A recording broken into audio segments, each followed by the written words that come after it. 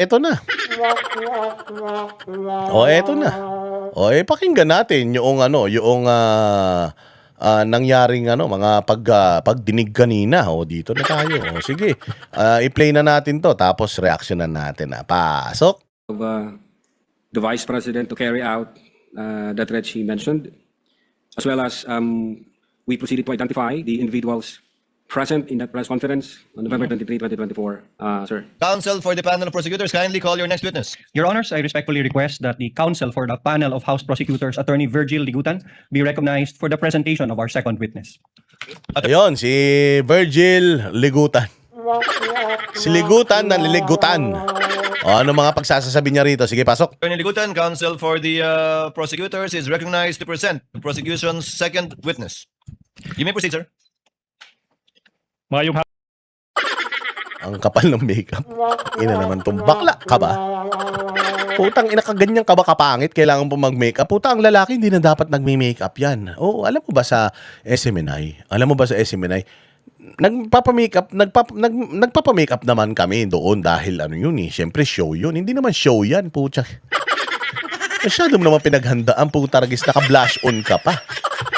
Ang lupit mo naman, sir. No, ako powder lang ako doon. Alam mo, nagpa-powder ako para mawala yung kintab ng ng ilong ko, yan. Kasi syempre may mga skincare tayo, glass skin tayo eh. Walang pores yan, tinan mo, wala. Madudulas ang madudulas ang langaw diyan sa mukha ko. Kaya ginagawa ko dahil dahil porselana yan, pinupulbuhan ko para mawala yung oiliness. Ganun lang, pulbo lang. Pucha, ito. Pag lalaki ka, hindi mo na kailangan magpaganda. Lalaki ka nga eh. Dapat magpapogi ka. Tangina na nagpapaganda. Isipin mo yan. Wala namang ginawang makeup para sa lalaki. Tinan mo kung sino yung mga model ng makeup. Ng MAC, L'Oreal, ganyan. Tsaka kung ano-ano pa, mga Happy Skin, nga ganyan. Kung ano-ano pang mga makeup dyan. Kiehl's, ano ba? Pucha, walang lalaki na na-endorse no, puro babae. Babae ka ba? Everbelena. Alam ko Everbelena makeup dito. Tayo na, buhay pa ba yung Everbelena? Baka sa Hortaleza to bumili ng ng makeup. Puro babae yung nun eh. Tangina niyan. Tapos ginamit mo sa mukha mo. Ito naman kasi puro papogi lang ang ginagawa nito. Wala namang utak to eh. Puros paalan lang ginagawa ng mga hayop na ito eh. Sige, ano pa? Upon sa atong tanan, the second witness for the prosecution is no other than Attorney Jeremy C. Lotok, Your Honor, please. We call to the witness. Yes, Your Honor, please. Your Honor, please. This is our testigo, Your Honor, please. Inang yan, Your Honor, please. Please ka nang please. Stand, Attorney Lotok. Kindly situate Attorney Lotok to the witness stand. 2024. Pangalawa, kasama siya sa NBI team na nagsagawa ng investigasyon sa mga pagbabanta ng Yan, nagsagawa ng investigasyon. Sa pinakilala niya kasama siya sa nagsagawa ng investigasyon. Nung tinanong siya tungkol sa investigasyon, ang sagot niya, hindi ko alam yan. Hindi ko alam yan. Sasabihin naman, paano hindi mo alam? Ikaw yung nakapirma dyan, ikaw yung team leader nila, ikaw yung boss nila, ikaw yung manager, ikaw yung amo eh. Paano hindi mo alam? So hindi mo inimbestigahan, hindi mo alam eh. Hindi, nag-imbestiga ako. Ganun ba? Ito, sabi dito, sa pinirmahan mo, sa report ninyo, sabi dito, si BP Sara nung siya ay nag-resign sa Department of Justice. Hindi naman taga-Department of Justice si Inday Sara eh. Taga-Department of Education siya eh. Ano masasabi mo doon? Ang sabi niya, hindi po. Typo lang yan. Paanong typo? Hindi typo yan. Justice at saka Education, magkaibang yan eh. Magkaibang designation yan eh. Anak ng tinapay, investigador ka, yung Justice at saka Education, hindi mo ma-distinguish. Tapos may sagot siya, typo. Paano naging typo? Sabi ko nga, kung department. Ganyan. Yung department, yan, typo yan. Kaya, Boss Daa. Ganyan. Dapat Boss Dada. Di ba nawala yung letter D yan, typo. Kaya, Boss Dada. Dumami yung A yan, typo yan. Halimbawa, January 3. Tapos nailagay mo 4. Yan. Kasi magkatabi yung 3 at saka yung 4 dyan sa keyboard. Pero kung January 3, tapos November 7, malayo yun. Hindi typo yun. Hindi typo yun, sir. Halimbawa, November 3. November 3 nakalagay pero dapat November 11. Puta, malayo yung 3 sa 11, sir. Kailangan mo 2 beses pindutin yung 1. Para maging, hindi typo yun. Tangina, magkaiba yun. Magkaiba yung November 3 sa November 11. Ngayon, kung ganun karami ang typographical error ninyo, putang ina, mismong report nyo mali-mali. So, ibig sabihin, mali-mali din yung mga impormasyon na nakukuha nyo. Sa mga investigasyon ninyo, paano kayo tatama sa investigasyon ninyo kung sa mga spelling lang? Magkano sweldo ninyo? Abogado ka pa. Wala kayong nagpo-proofreading sa inyo? Wala kayong spell check dyan sa mga computer ninyo? May mga app na nag-check ng spelling at saka ng grammar. Oo, lahat nga ngayon ang galing na mag-post sa social media ng mga English na mga mahabang post dahil sa ChatGPT. Marami ng AI. Puta, nagkakamali pa rin kayo.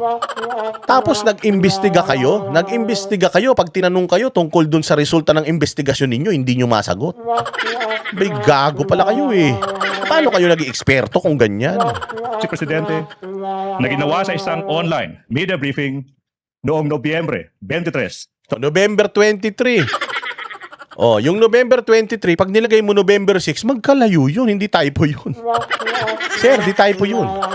Noong 2024 kung saan diniklara ng Vice Presidente na siya ay kumontrata na Oh, kumontrata na. Sinungaling. Siya ay kumontrata na. Oh, balikan niyo yung video ni Inday Sara. May sinabi siya doon, may kinontrata ako. Alam mo ba ang ibig sabihin, attorney sipon ng kontrata? Ang ibig sabihin ng kontrata, meron kayong kasulatan. Oh. May kasulatan kayo at may nilalaman yung inyong kontrata, then pirmado nyo, nag-a-agree kayo parehas. At yung kontrata na yon magiging binding yon kapag ka pinanotaryo mo. O, magbigay ka ngayon ng pruweba na may kontrata talaga kasi ang term na ginamit niya is kinontrata eh.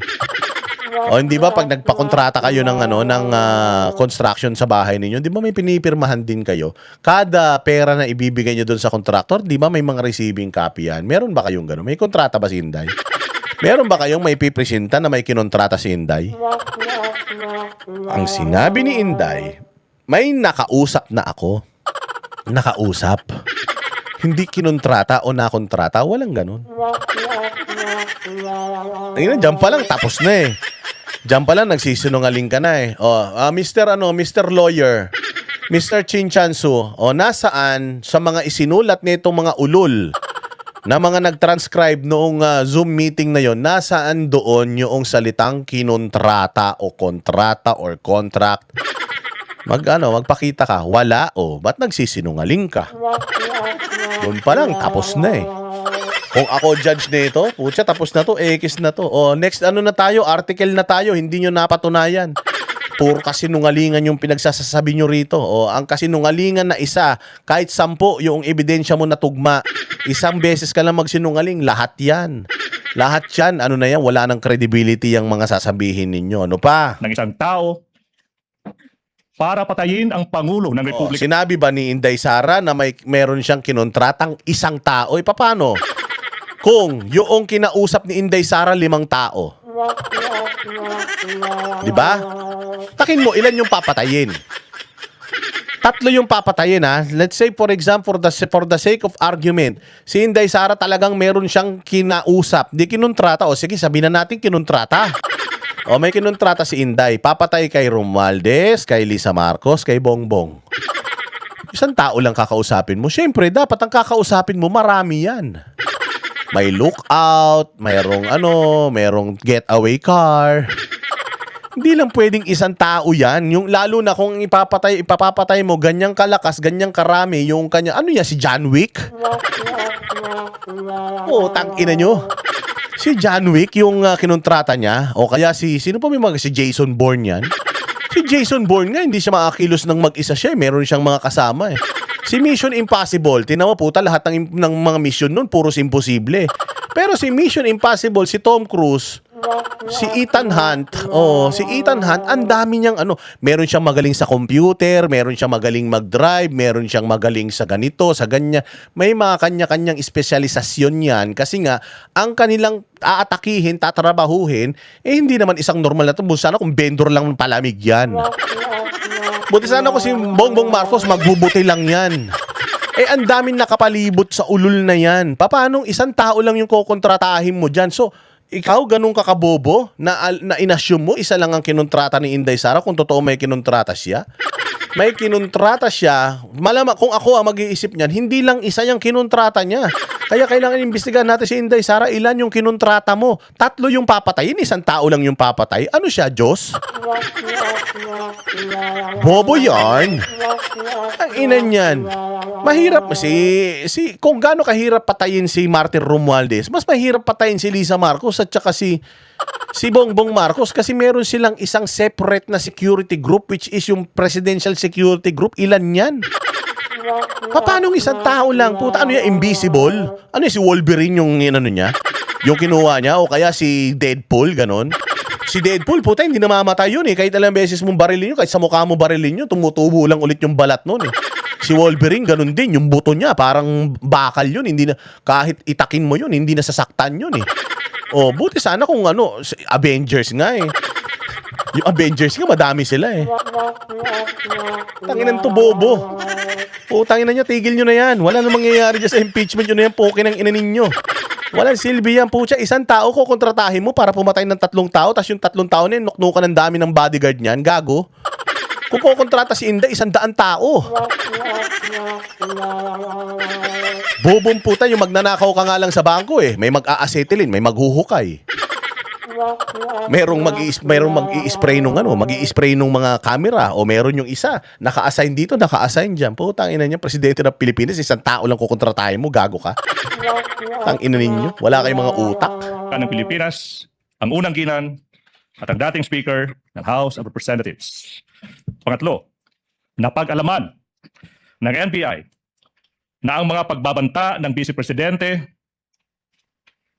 ay seryoso at totoo matapos silang isaalang-alang ang mga sumusunod. Una, the manner of the respondent's delivery of the statement that she intended her remarks to be real and serious threats. She was not merely joking when she uttered the No joke. Tangina nyo. Tangina yun na, seryoso na yun. Sinabi niya, no joke. Sabi ko nga sa inyo, ganito lang yan ha. O, kung ako papatay ako ng tao, putang ina, i-announce ko pa. I-announce ko pa. Titext ko yung mga Zoom meeting ko muna. Wait lang yung mga kaibigan ko. Hello, magla-live po ako ngayon mga kababayan. Ako po di ba, magaganyan ako ng cellphone. Ang ganda naman ako, Baker. Baker Medical Aesthetics. Mga kababayan, naka-live po ako ngayon. Gusto ko lang po ipaalam sa inyo na mapapatay po ako ng tao. Mga, papapatay ko si ganito, at si ganito. Gusto ko lang po sabihin sa inyo, no joke. Sabihin ko sa inyo yan, ha? Wait lang kayo. Hindi mo ba naisip?